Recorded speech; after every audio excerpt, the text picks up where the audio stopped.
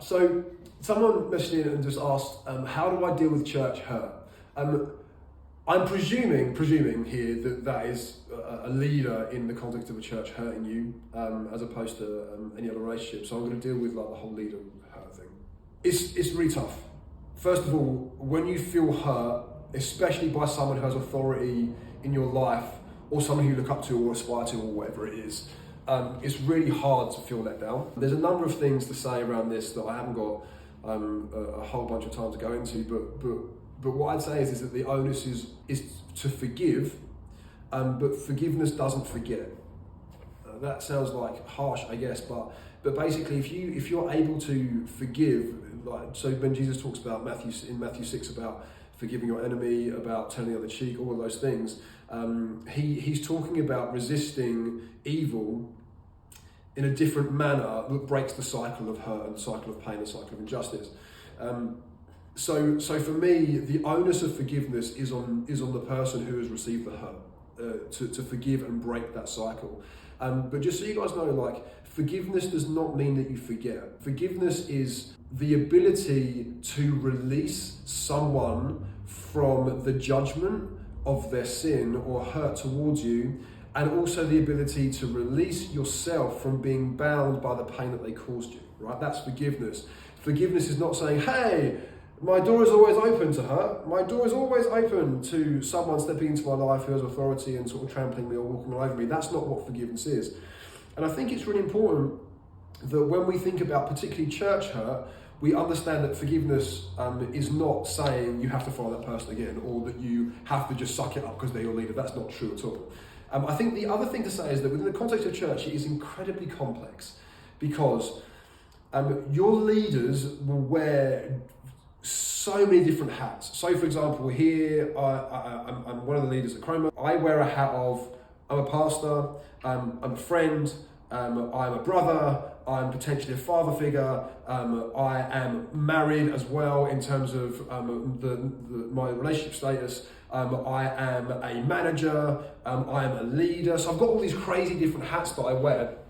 And what happens is that sometimes, and I can tell you this because I've done this, leaders aren't always really great at telling you which hat they're wearing. So sometimes you're walking into a conversation with a leader and they're like, you're expecting a pastoral, hey, how you doing?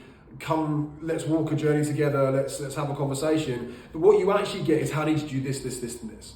And so you feel overlooked or you feel hurt. But what's happened there is that your leaders basically got a hat on that isn't the pastoral care hat. And they've got a different hat on, which is, we need to get this thing done, let's go, like the Lord is working, let's push this thing forward. So you need to be aware that when you're having conversations with leaders, that they might shift hats in that context. And sometimes that can cause pain. And so that's just something to be aware of. But outside of that, there is genuine hurt when leaders are harsh, or they're not always loving to the extent that we would like them to be. It doesn't mean, by the way, that leaders aren't loving. It's just sometimes we have a perception about what love should be, and they don't meet up to it. And I think what I'd say is that when you are processing church hurt, when you're processing through being hurt by a leader in a church, you first of all need to acknowledge in your heart that you need to forgive them. And hear me, I'm talking into a camera about a principle that is very hard to implement. Forgiveness is a hard thing because foundationally it requires you to let them go. And that's really hard. So I'm not minimizing that in terms of the difficulty in moving through forgiveness, but I'm just saying, as a principle, you need to forgive them. And the second thing is you need to be aware that you can and you do have power and authority in that situation to walk away. You do. And so what's really important is that that you're not wed or bound to someone in your life on the basis that somehow they are your leader. When you come into a church context, one of the things about church leadership is that there is biblical narrative, which is really important, that does require you, or requires a strong word, but does suggest that there is if you trust that leader and they meet up to the standards of leadership that Paul teaches about, that you submit to them. But I want to be really clear here. Submit is not surrender. So submission to a leader and the call on their life to lead you, to speak into your life, to love you, is not the surrender to their whim or their will. That's not what it is. You surrender to one person. His name is Jesus Christ.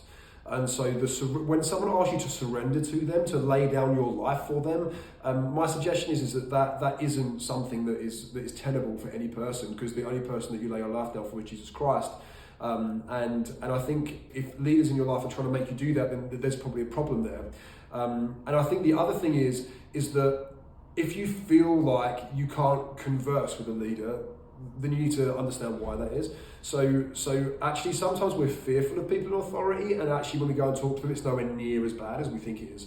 So some people come to me sometimes and like, I'm really nervous about having this conversation with you, because as a leader, like you have a public status, maybe like you're someone who everyone looks up to, etc., etc. And sometimes it can be hard to approach someone for a conversation. But if I'm really honest with you, when people have come to me and told me that I've hurt them, genuinely, I can't remember a time where I have even remembered saying something, or even been in a position where I have intentionally hurt someone. Hopefully, that's obvious. But often, more often than not, your leaders, when you say, hey, this really hurt me, they'll say, oh my gosh, I'm so sorry. I never knew that. It wasn't my intention. Can I explain this in this context? Is that okay?